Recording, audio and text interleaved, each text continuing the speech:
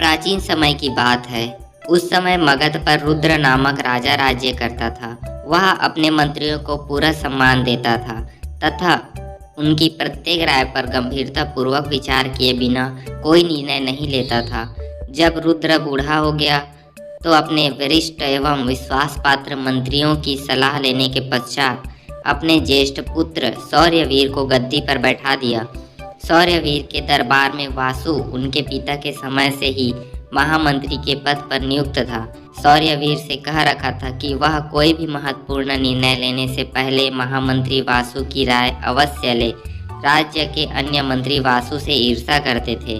वे वासु को महामंत्री के पद पर देखकर राजी नहीं थे तथा उन्हें पद से हटाने की उच्च नीति बनाने में लगे रहते थे। उन्होंने राजा की सलाह दी कि वह महामंत्री वासु को पद से मुक्त कर दे, क्योंकि वे अब बूढ़े हो गए हैं और अब उनकी बुद्धि अब क्षीण हो गई है। राज्य के महत्वपूर्ण निर्णय लेने में वे अब सक्षम नहीं है। युवा राजा शौर्यवीर महामंत्रियों की चाल में आ गए। उन्होंने वासु को उनके पद से हटा दिया और विष्णुधर को उनके स्थान पर महामंत्री बना दिया। विष्णुधर वासु के सम्मान योग्य नहीं था। बात महाराजा के पिता रुद्र के पास पहुंची। उन्होंने एक युक्ति सूझी। उन्होंने नए महामंत्री को बुलाया और कहा कि शाही बाग में एक कुतिया ने बच्चे को जन्म दिया है। तुम जाओ और पता करके आओ कि कुतिया ने कितने बच्चों को जन्म दिया। विष्णुधर घोड़े पर सवार होकर शाही बाग पहुंचा और अपना काम करके वापस राजमहल लौटा। महाराज ने पिता रुद्र से पूछा कि कुतिया ने कितने बच्चों को जन्म दिया, तो उन्होंने बताया कि कुतिया ने 4 बच्चों को जन्म दिया है। महाराज ने अगला प्रश्न पूछा कि कितने बच्चे नर और कितने बच्चे मादा है।